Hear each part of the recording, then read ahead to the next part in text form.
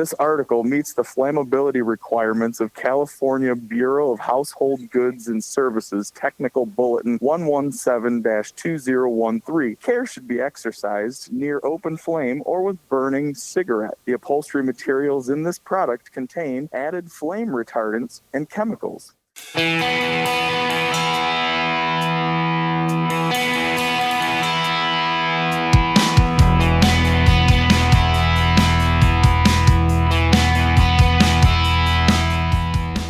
It's time to hit the trail, lock in those hubs, and throw it into low range. Because you are listening to Wheelin' with Keith and Johnny Orange. They're here to talk about 4x4s, trucks, and everything to do with enjoying the great outdoors. Buckle up. Here's your hosts, Keith and Johnny Orange. So, John, you're going to have to jog my memory here. In how many of our episodes? I know we're 80-something episodes in right now. I think we're on 84. Okay. And have we ever taken a request before? I honestly don't recall. I don't think we have. I think we've commented on things before, but I don't think we've actually done a specific request on anything. Yeah, I seem to remember something with maybe Chevy trucks back in the early days or something, but I can't. That could have been. I can't really. I mean, we've been doing this 2 years now, or whatever it is, and it'll be 2 years in about a month and a half. I oh, believe. will it really? Yeah. Well, we'll have to have a 2-year celebration podcast or something. I'm on board with that. Yeah, well, we'll get all of our guests here, and we'll kind of have a big sit down around a bunch of microphones, go over everything that we've done since day one. Perfect. And then 30 seconds later, we'll be done. Oh, there you go. Well, we had a request come in via our Podbean app, which I think is our main uploading one. Yeah, our main hosting. Yep. And through the comment section, somebody under the name of PG Outdoors, and they have a picture of a rig, looks like they're doing some rock crawling or something like that. They wanted to know if we could do an episode on Toyota, essentially mini trucks and 4Runners, so the Toyota small trucks, and said that since we're the history gurus, that we could talk about that. I'm totally game for that. What do you think, man? I like it. I'm also wondering how I missed the note on that, and my apologies. We'll go from there. So, full disclaimer here. We've talked a number of times on the podcast about how I'm a big Land Cruiser guy. I started out, my first Toyota that I had, though, was not a Land Cruiser. I actually did have Toyota, pickup, small pickup, and we'll get into what that would have actually been called. Most of the world knows them as Hi-Luxes. I was just going to say that, but I thought I was wrong. No, so you're correct. I had an 83, and that was my first Toyota product that I owned. I'd driven them before, but that was the very first one that I personally owned, and I used as my shop truck for some time. And so I did become a little bit familiar with them, but at the same point, I have not had a bunch of them. I've only had 2 small Toyota pickup trucks. I've helped a couple of friends with some 4Runners and some other small Toyotas. So I went back and did a little bit of history, a little bit of digging, because of course I was interested as well. There was a lot of things I knew some of the history on, but one of the things like we like to do a lot of times on the episodes here is we like to go back and we want to find out where it all started, where it became, and what was the very beginning. And story for me, the Toyota Hi-Lux and the mini trucks and the 4Runners, I knew there had to be a story that went way further back. And so I started digging back and following Wikipedia trails and following other things, and really started to delve into some information about the early days of Toyota, which we've talked about before, Aikido Toyota and the AA car, and how they found that one in that, I don't know, it was Russian or Czechoslovakia. It was the only one left of the pre-war Toyotas. I don't remember talking about that one. I thought we did, and that's something maybe we can talk about again in the future. But basically, I know we've done some Toyota history, and we've done some Land Cruiser history. Yeah. And we've gone back, but this is a little bit different. So when I started kind of digging about it, I one of the things was okay, what's the first Toyota truck? And that actually kind of got a little interesting to me because Toyota, as we know, was producing vehicles in the mid-30s, just before World War II in Japan. But they came out in, I didn't even write down the year here. I want to say it was 37. It might have been 35, but they came out with what they called their G1 commercial truck. And it was based heavily on the, oh no, let me back that up. Let me back that up here. I'm looking at my notes. I've kind of scribbled all over here. No, yeah, the G1 commercial truck. The G1 commercial truck. It was based heavily on the GM and Ford trucks of the days. There's no surviving models known to exist of this truck. Bummer. There's old black and white pictures. Somebody did make, and I tried to dig into who actually did it, but somebody made a full replica, and it might have been Toyota themselves, but they have it in a museum in Japan. Oh, nice. So there's pictures of what they, you can look at what a G1 truck looks like. Cool. But what's interesting, and it just kind of as a side note here, the G1 was the last of the vehicles to wear the Toyota name with a D. Explain. So they changed the name spelling? they changed the name. So Kichiro, I think it was Kichiro Toyota. Anyways, the original family that started Toyota was Toyoda. That is awesome. And like, if you look, Was it a really small truck?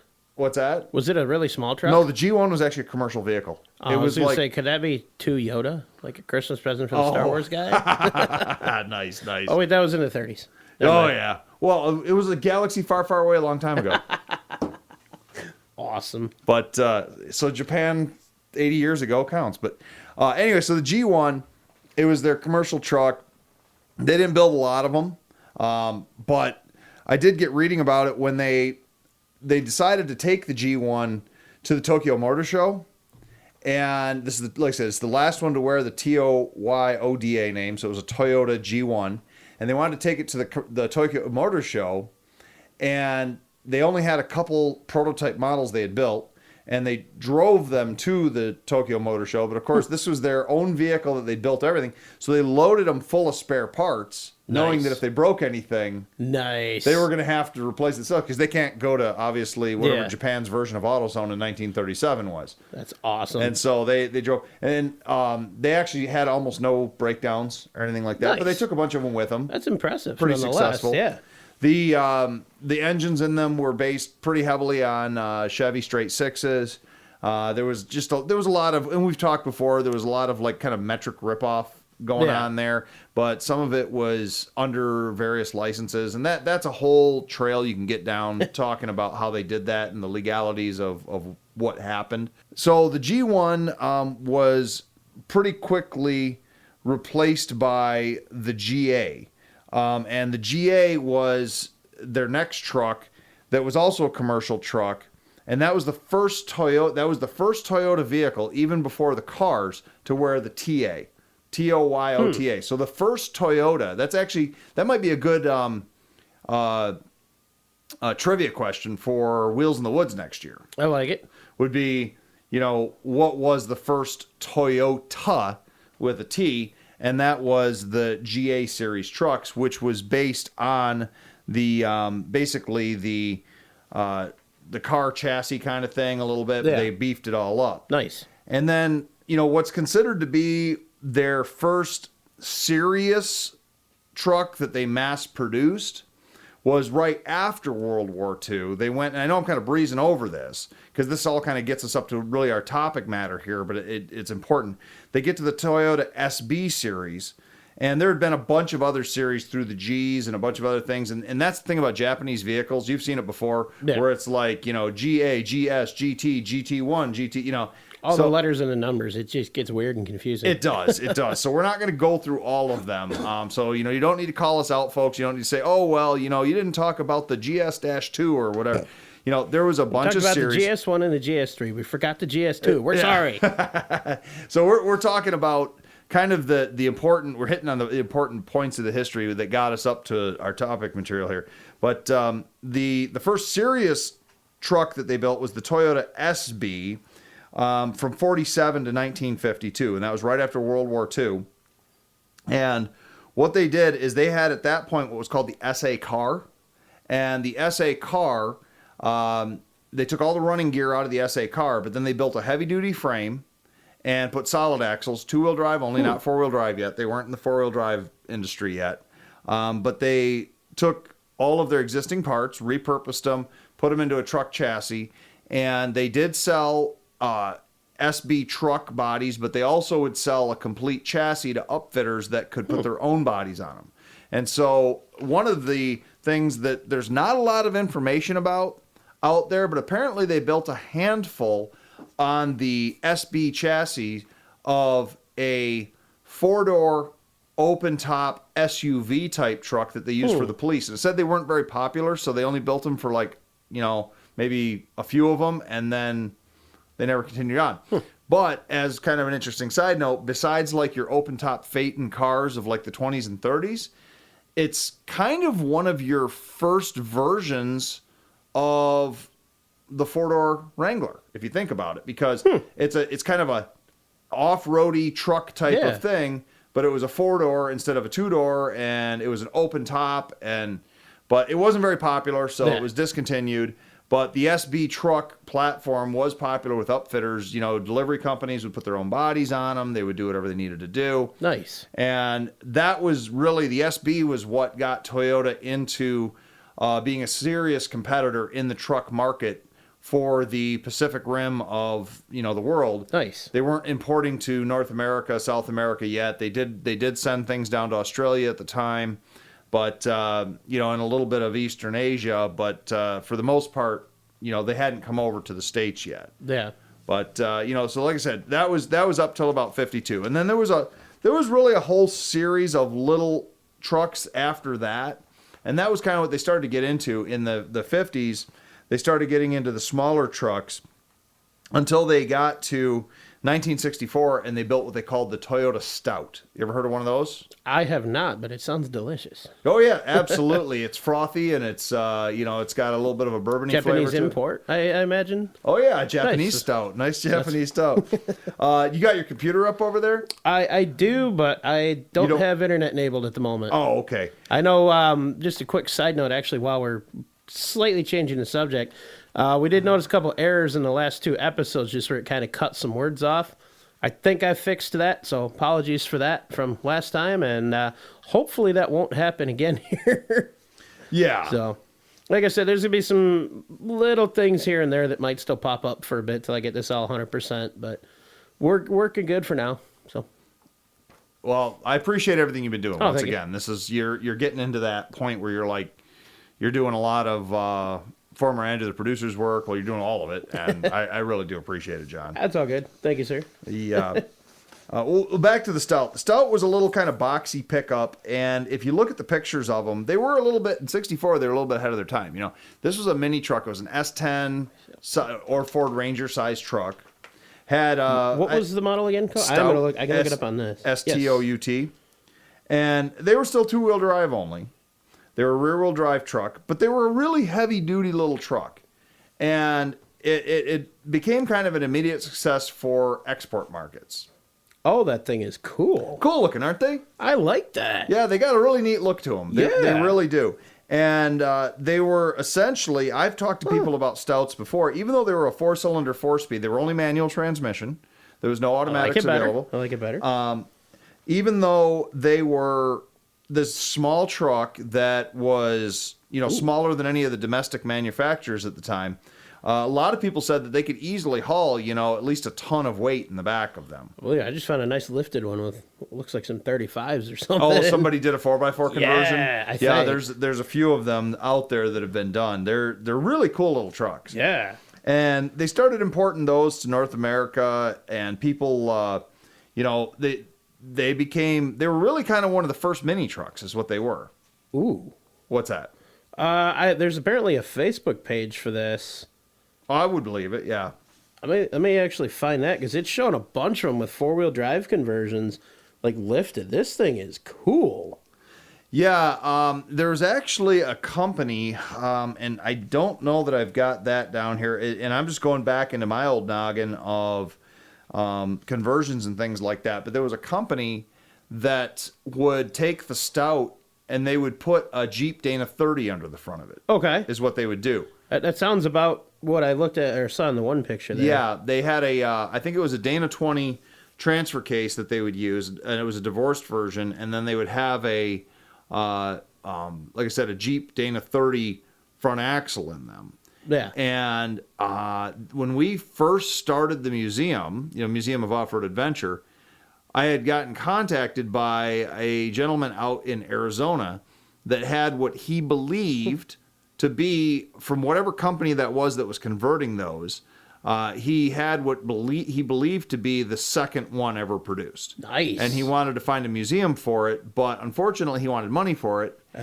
And then we had a whole conversation about a long-term loan, and he was on board for that. Yeah. But, we would have had all these transport expenses. And, at the time, the museum didn't have a couple $1,000s to transport this cool vehicle. But I wish I would have, looked up some notes about that. But yeah, they were really neat that they would do that.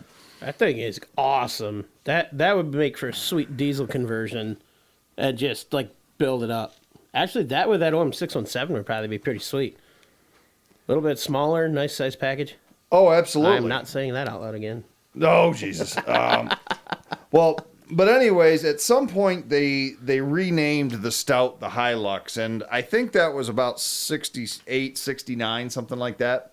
And they continued to be a two-wheel drive pickup truck, and they would call them the Hi-Lux. And what gets kind of confusing is, depending on what part of the country you're in, or what part of the world you're in, they continued the Stout name all the way up to possibly as late as 2000.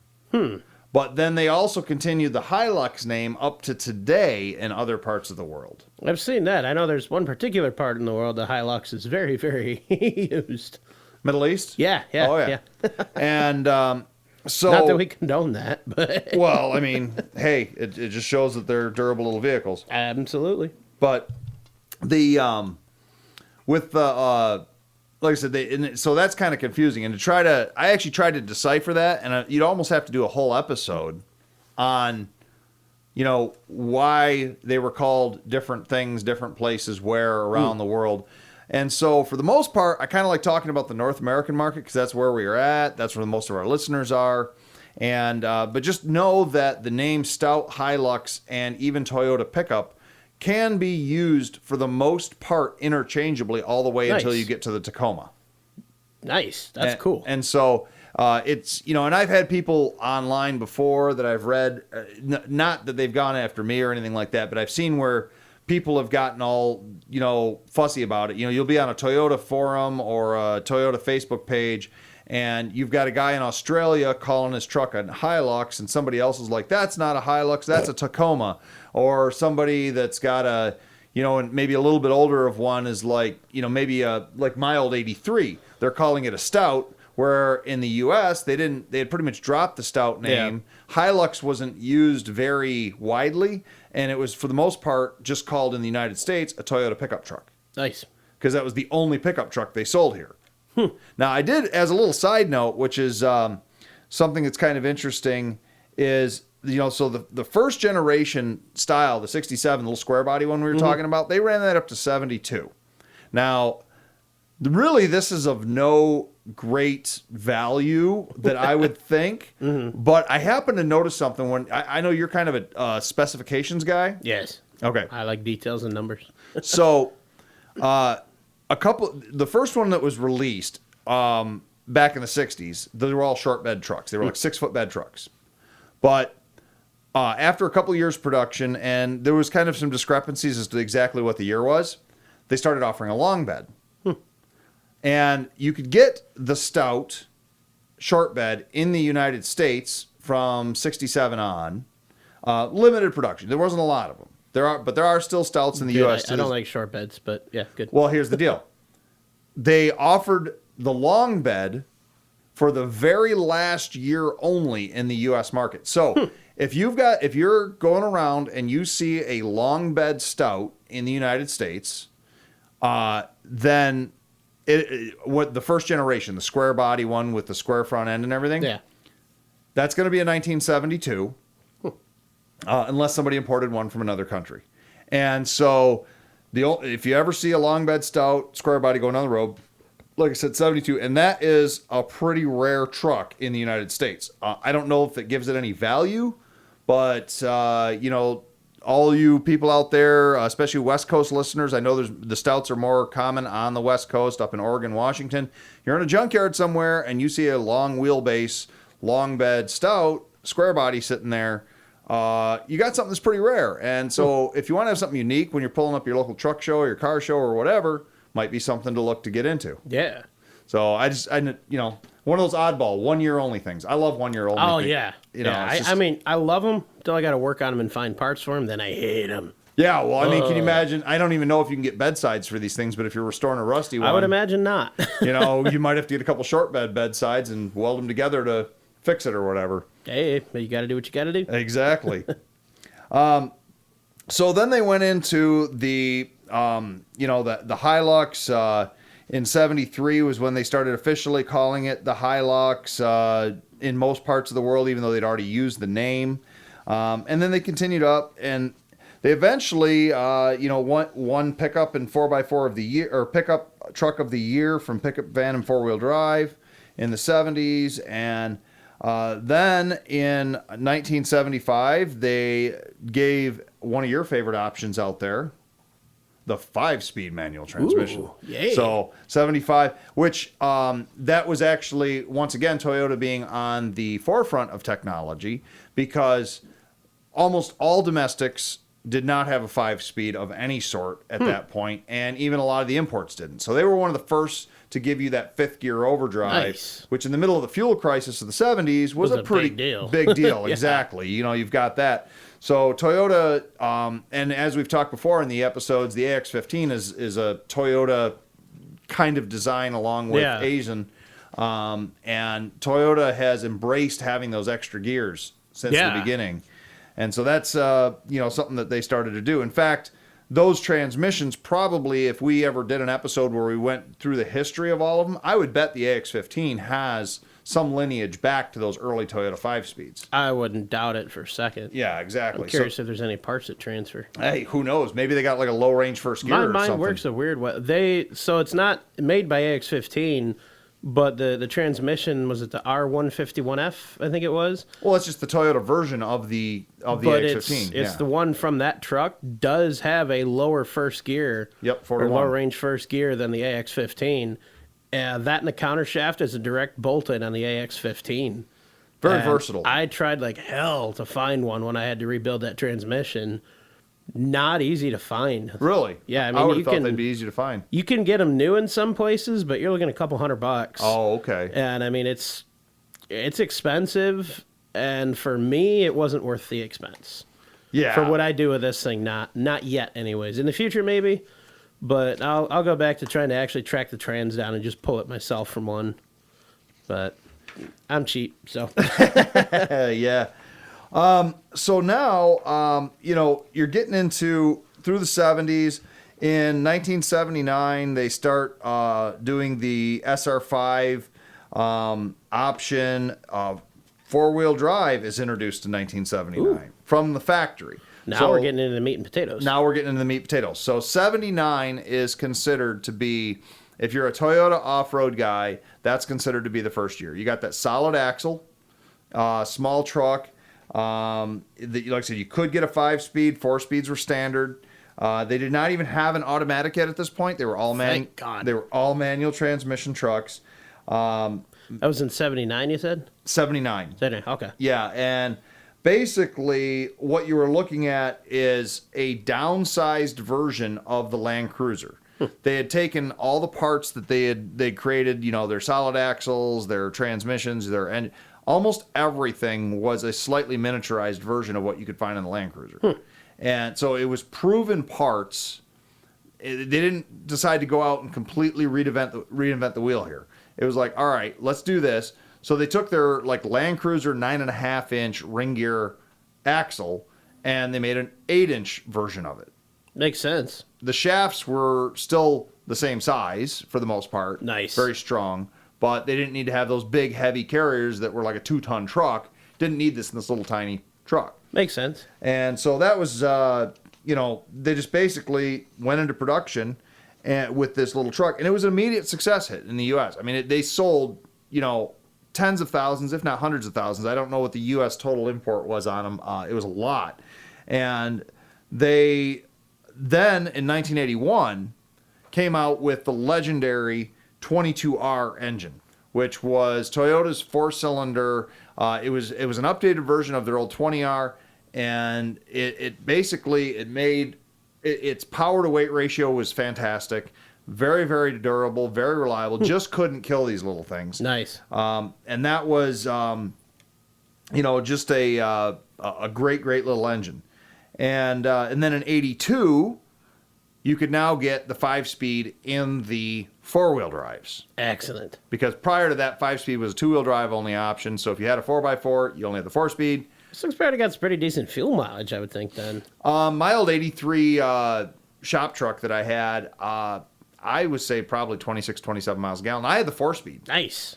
I did not have the optional 5-speed. So the 5 would probably be a little better then, even. I would think Nice. so. Yeah, and I had... now, my truck originally was a 20... I'm trying to... I might have this backwards, and I didn't do a lot of work on that truck, but I didn't have the original engine in my truck, and I think, if I remember correctly, my truck originally was a 22R truck that somebody had somehow blown the motor, and they'd replaced it with an older 20R motor. It bolted in, but it was like a little less horsepower, and it worked, though, Yeah. Sounds like an awesome combo any way you look at it. So about that same time, and I'm trying to... have you ever seen the... oh, man, I made a note over here... Where, John? Man, here's the deal. When I was working on my notes and I hit print, I didn't realize I was going to get 40-something pages of Good notes. Lord, here. Matt. Yeah, We're gonna be here all night. Well, yeah, that's what I'm better not. settle in. That's what I'm not trying to do here. But basically, what they did in the early '80s, Toyota knew that they wanted to get into the SUV market because the Chevy Blazer and the Ford Bronco, there was all these Jeep Cherokee. They knew that they were going to need to get into there, but they wanted to dip their feet into it. They didn't want to go in wholeheartedly right away.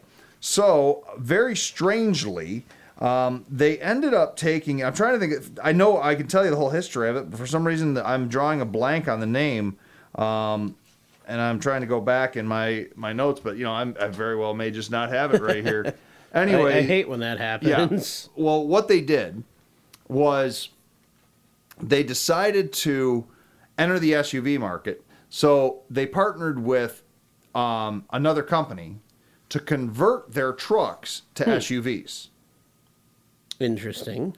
So, just modifying like a whole new body kit or something, or actually basically modifying what's a there? body kit. Okay. What they would do is they take the Toyota mini truck, the Hi-Lux, as it was commonly called at the time, or the SR5, and they would take the bed. They made the bed integral with the cab. Okay. They cut out the back of the cab, and there was a fiberglass cap that was essentially bolted on, but it was not meant to come off. It could come off, but and then the new seats were in the bed of the truck. Now, you would think, and they built like 1,300 of these things. Yeah.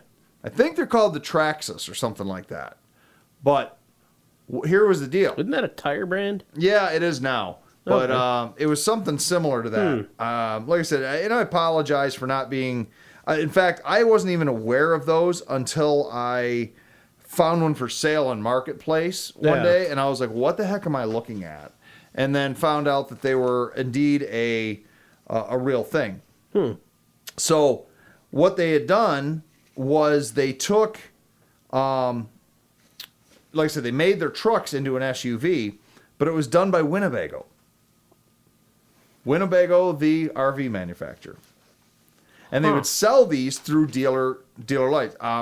I feel like I'm not doing... That's different. I think it was Trexis. Trexis, Okay. I think is what it was. They make decking. Yeah, something like that. And someone's going to correct me on it, but pretty cool little vehicles. And they built a couple hundred kits and sent them up to Canada as well. Nice. And basically, this was a feeler. These were factory pre-versions of the 4Runner to see if people were going to like them. And Nice. they were popular. And a vast majority of those original trucks do still exist to this day. Every once in a while, you can find one up for sale, and they do demand a pretty good premium. Nice. They're 4-wheel drive. You know, they were these nice little off-road vehicles. So then in '84, they start production of a couple of different things. There's actually a couple of body changes. They add it's the 5th generation, but for the '84 model year, they add the extended cab, and they now come out for the '85 model year, the Toyota 4Runner, which is your little, or I think they just called them SR5s in the early days, but it was basically the pickup truck shortened, and the rear of the cap would come off like an old Blazer or Bronco. Nice. Now, the '85 is a special place for those things, because '85 was the first year for that truck and the last year for the solid axle. Oh.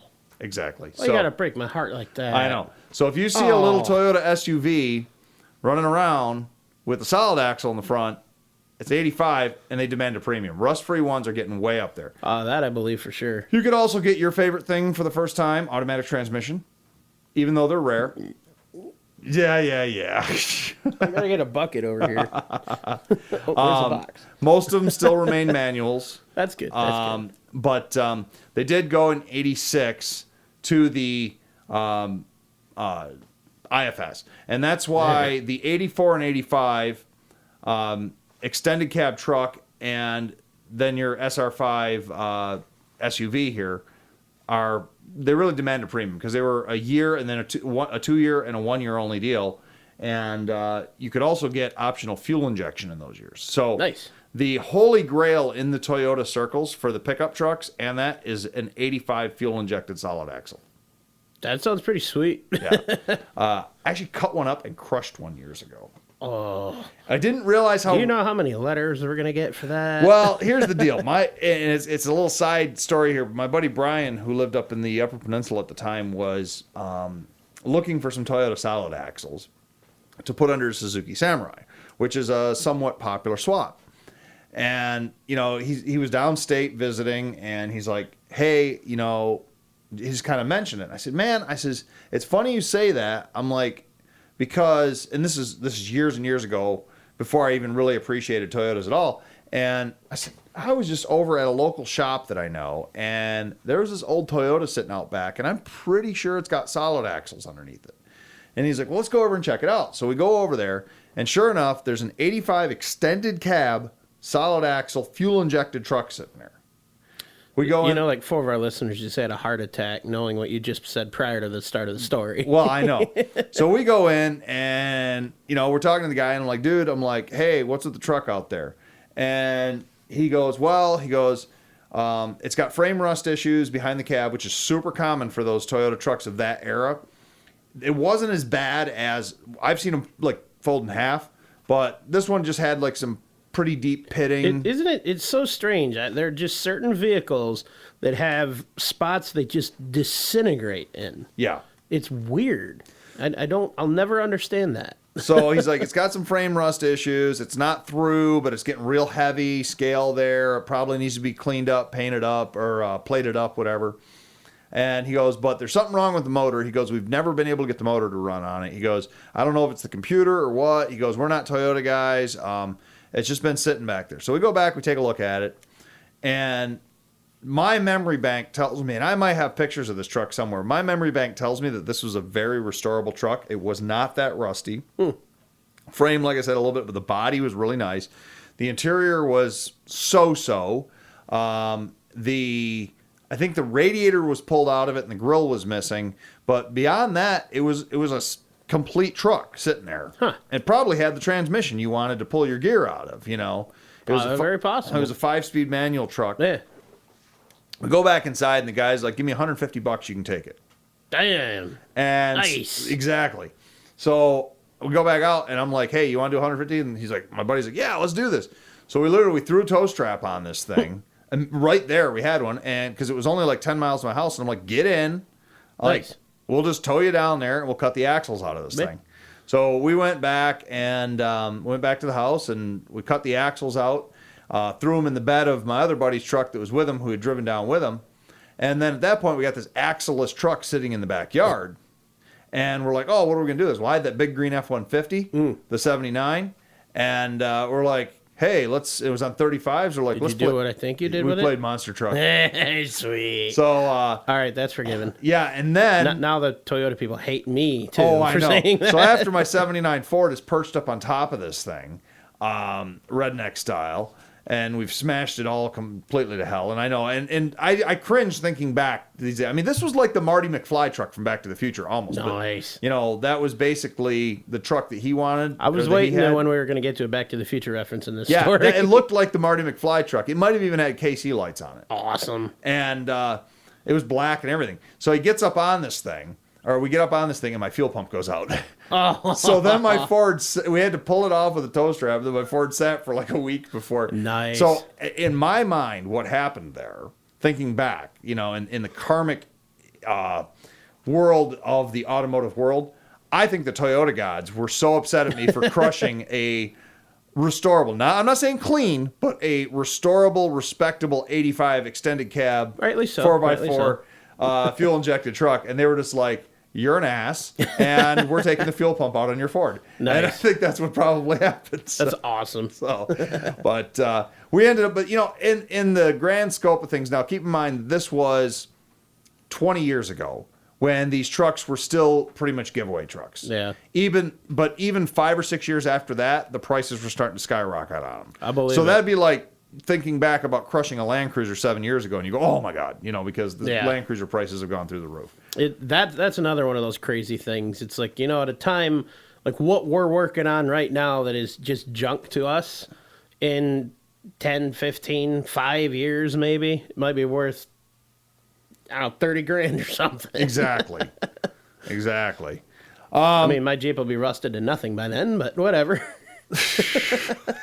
So my Excursion, man. Yours leaks enough oil. Well, that's true. true. Mine does too, but It does continue to just kind I of. gotta check oil level on that. Yeah, I just put a couple more gallons in And mine. I need to get more oil. Yeah. So, and then, they continue to produce, that generation of the Toyota up through 94. Couple little updates mechanically and stuff, but pretty much the same kind of truck. They had a few different things here and there. Changed the body style a little bit, but 95 was the end of the Toyota truck / Hi-Lux / Stout name, which Stout was already dead in the U.S., but they redesigned the Toyota truck, came out with, I think those are considered the 5th generation, but I could be mistaken about that. But they go to the they entered with General Motors a joint agreement in Fremont, California to start this, it was kind of this idea to improve Japanese and American auto manufacturer relations. And so it was a joint facility where they produced GM vehicles and Toyota trucks. Interesting. And so they came out with their new truck and they called it the Toyota Tacoma. Or as people call them, tacos and stuff. But tacos. Yeah, and that's where, the Tacoma came from. And I can't really talk very knowledgeably about all the engines and stuff. I know the 3.0 V6 was a head gasket blower. They did a bunch of stuff with them. But one of the things that I always thought was cool about that facility, and I don't even have that in my notes, I already know about this, is after they moved Tacoma production to Texas, which, so by the way, all your new Tacomas these days, Texas people, these are a Texas truck, believe it or not, your Toyotas. But they're only called Toyota Tacomas in North America. The rest of the world, they still call them Hi-Luxes. They call them Stouts in certain places. It's really weird how they just kept certain names for certain places. Yeah. That facility got sold to a startup company building electric cars called Tesla. Oh, really? And so Teslas Nice. are now made where the first generation Tacomas were made. That is awesome. And so that's kind of, it was after GM. So GM pulled out of that agreement. I don't remember the exact year on that. I think it was like 92 or 93. And no, maybe it was after mid 97 or 98. They pulled out. It's been a while since I remember reading about it, but they pulled out of it. And Toyota remained in the facility for like 2 more years. And they're like, Nice. yeah, we're just going to sell this facility. And so Nice. They ended up moving out of California and going to Texas. I've never heard anybody doing that. No, not that I know of. Yeah. The California to Texas flight that everybody's always making fun of these days, you know. But so that's what they did, and Tesla is maybe doing the same thing. I keep hearing There's a giga plant they're building in Texas. Yeah, that is a massive facility. Good Lord. He's talking about doing that. And you know, you could run up all through the generations and stuff now. We know our buddy Bob now has the new 4Runner, which I think is a pretty darn cool Didn't he just looking. post about that not too long ago? Well, yeah, but it was something about his wheel falling off or something. Oh, yeah. And I never did get a chance to give him a call and find out what the heck happened, but I'm pretty sure he was driving the 4Runner, although the dashboard looked like it might have been his work car, which is a, because when he took the photo, it was through the windscreen, and it might have been the top of his work car, which I think is like a Ford Fusion or something like that. So maybe we'll in the after show we can test this phone call thing out. I think we got the bugs worked out, some of that. So maybe we'll just randomly call him, not tell him what we're doing, and see what happens. Well, you know, that's something we could have gotten a review for the new Tacoma, or the new 4Runner from him. We could do that because that's what he's got. You know, yeah. The new 4Runner. I know 2 people now that have the new 4Runner. We've talked before about how the new Tacomas, you know, is the only way you can get it with a manual is to get it with the, what is it, the FX? Man, my brain's fogged this morning, man. I was up till like 5 a.m., but... I actually went to bed early. I was in bed around 3 last night. Oh, wow. Pretty good. Yeah. But... I'll tell you that story when we get off the air. Sure, yeah. In fact, well, you know, our buddy Jason and I, the other day, we were down at a local brewery, and one of the new Tacomas pulled in with the off-road package. Nice. You know, it's got the locking differential on it, and it was a manual. And we were like, oh, heck yeah, you know. Rare to see in these parts. Probably more... Especially in those parts, yeah. Yeah. West Coast, maybe, you know, but around here, not so much. But, you know, I hope our listener that requested this, you know, like we said, disclaimer, we're not big Toyota history experts, but we do appreciate them because, you know, the mini trucks, you know, Mr. PG Outdoors there, mini trucks, they're very, very popular, and they're durable. I mean, have you ever seen the Top Gear guys when they decided to see what it took to destroy a Hi-Lux? No. Oh, you've never watched that? I haven't, no, but this sounds like one we'll have to. So remind me, I'm going to ask you to post that link on 4x4 Talk. I will try from there. Yeah, just in a nutshell, they start out with just stuff like, I think, like running it out of oil, and eventually they leave it in the ocean, pull it out of the ocean, like high tide comes up, and then they pull it out and they fire it up and drive away. They at one point I think they drop it from a plane. Another point, they put it on the top of a skyscraper that's being imploded, and it blows up and it falls all the way down. No way it survives that. Oh yeah, it started up and drive away.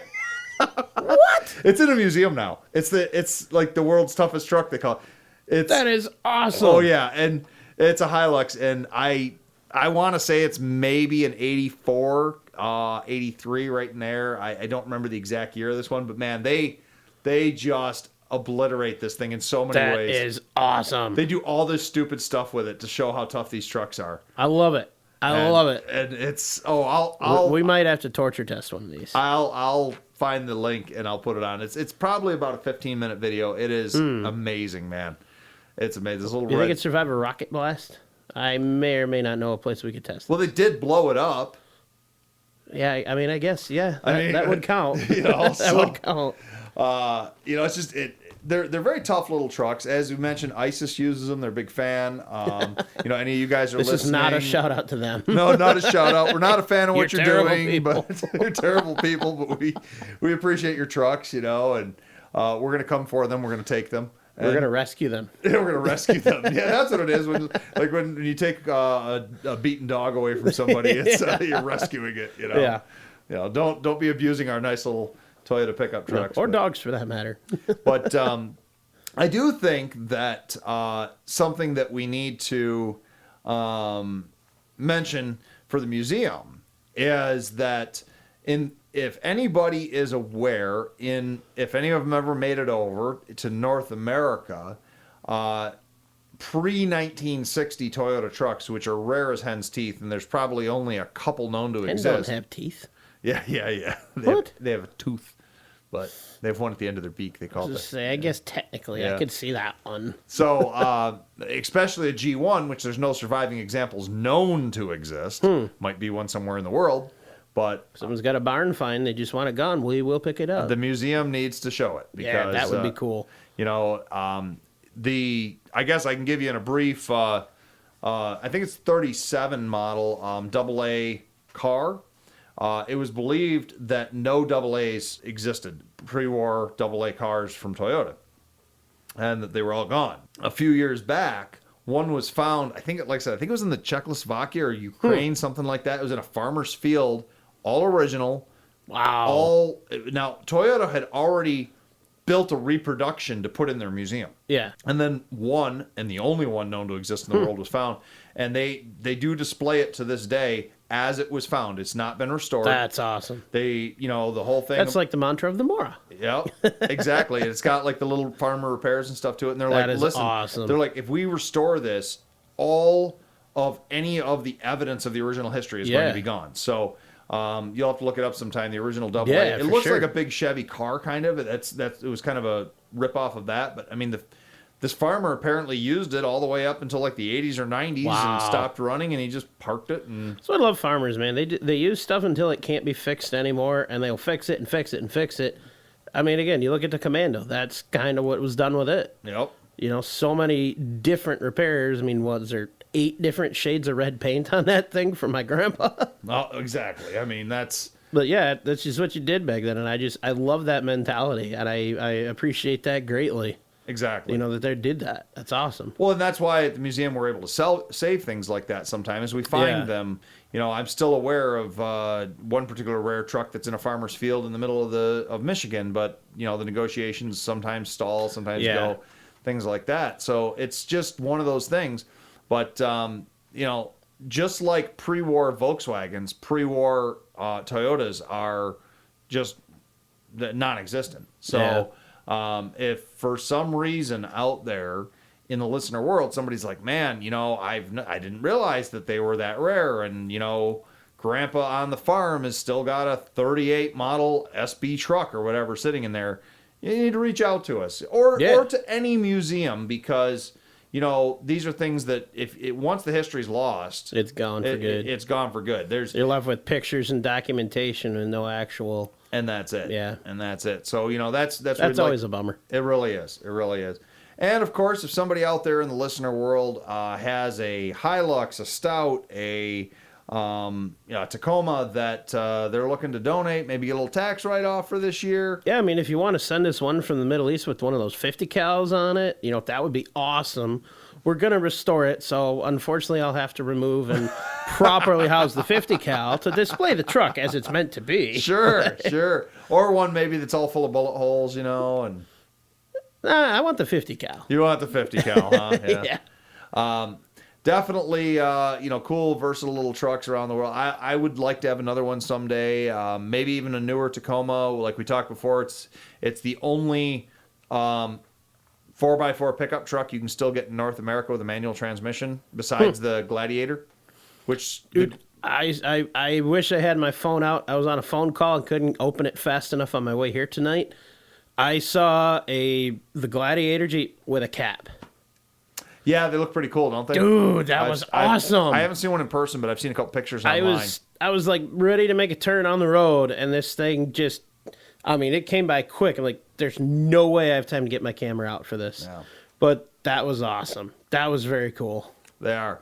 And, you know, kind of on a final note here, with, you know, John, as he said before on the show, he's more of an American Jeep truck guy, but he has some appreciation for. I've had a lot of learned and earned appreciation from just what we're doing here for all these things. For what some of these companies and the history and things I mean, like there's the history is fascinating on these things, and I really truly do have a much better appreciation for foreign vehicles having done this show since then, for sure. Well, one of the things I wanted to say, you know, if we have any big Toyota fans or even people who work for Toyota that are, hi, R2D2. I forgot to turn my volume all down. right. My apologies. that if we have any big fans that work with Toyota or anything like that, we are so appreciative of the fact, like I just mentioned a minute ago, that they are the only ones that in the four-wheel drive world besides Jeep that has not completely abandoned the manual transmission. Nice. You can't get a Chevy truck manual transmission 4x4. You can't get a Dodge. You can't get a Ford. But you can still get a Toyota 4x4 truck with a manual transmission. You got to option it right. You got to do all the option stuff, which I think kind of sucks. I want to get a base model Toyota 4x4 with a manual. That would be sweet. But I still I'm greatly appreciative of that. That you can't even get a manual in a Land Cruiser in the U.S. anymore, but you can still get it in the Toyota pickup and the Gladiator. In fact, I would love someday if this theme continues with the two of them, it would actually be kind of interesting to do a torture test or a off-road capability test of the last two 4x4s with a manual. I fully support this. In every way. 4x4 trucks, Gladiator versus Tacoma, and get them boys out there. We know we got the solid axle in the Gladiator. Tacoma maybe has a little more power. The whole way it works. It'd be a lot of fun to do. I think we and maybe some of our listeners can try and help us on this. We should try to get a hold of manufacturers, see if they donate one each for torture testing. Either that, or if we have a listener, maybe we'll start that fight on 4x4 Talk one of these days. I like it. And what? With where I'm working now, Gladiator versus Tacoma. I like it. And we can end it with seeing which one may survive a rocket blast better. I'm liking where this is going. Oh, there you go. There you go. Do our own torture test. And, the last two the battle of the Manuels. I like it.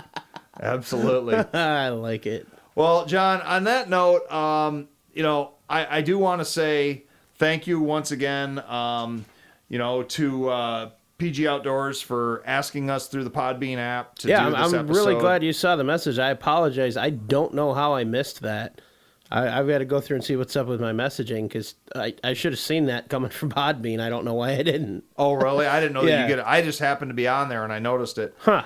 And we can do that. Folks, if you're interested in, you want a history episode or you want our opinion on something or you want to have us do another one of our bench builds in our mind, how would we build something, send us a message through Wheelin' right at the messaging on Wheelin', or you can put it on 4x4 Talk for everyone to see, or you can put a message on one of the...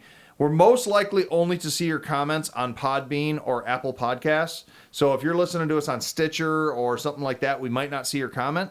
Please let us get a hold of us somehow. Just say, hey, I really want you to do an episode on 1972, Dodge trucks or whatever, Speaking of, I got some cool pictures to show you. The guy's house I went to today for some Jeep parts. Wow, the trucks this guy has. Absolutely incredible. So I'll show you some pictures of that when we get off the air here. Sounds good, man. Cool old a 40s Ford truck. He's got, I think it was a 60-something Dodge in his basement he's working on. Nice. Very, very cool stuff. Very nice. Yeah, I definitely want to see those pictures. Oh, yeah. John, what else you got, buddy? I don't have much, but, we can roll right into the ending here. You were mentioning reaching out to us on 4x4 Talk.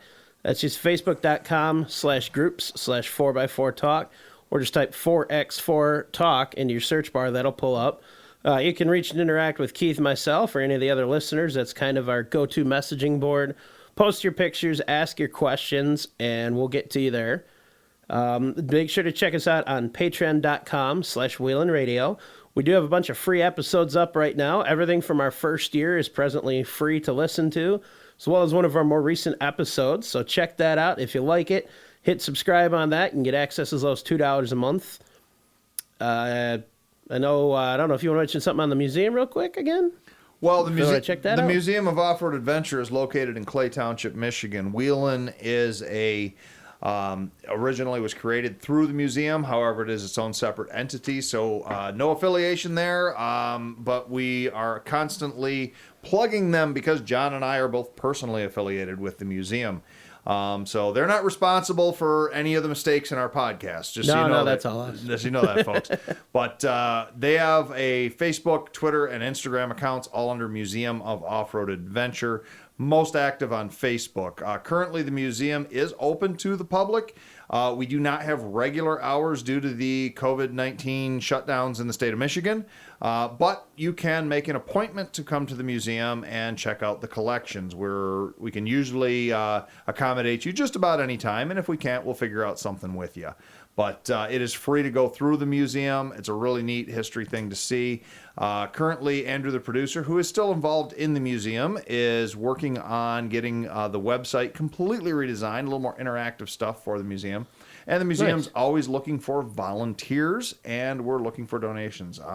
And vehicles for display. And, well, donations of vehicles, too. So, get out the checkbook, get out the vehicle. It's great history. And the museum also has a Facebook group that's a little less active than 4x4 Talk, but it is slowly building, called 4x4 Museum. So if you're interested in vintage 4x4 history stuff, you definitely want to get into the 4x4 Museum group. And you just go on there, a couple questions, click like John says, and you're in. So with that, I'll end it with, if you liked the show, hope you liked it. Make sure you hit like and subscribe on that. Comment. And comment away. Ask us questions. Go from there. And I will, with that, say thanks for listening and have a good one, everybody.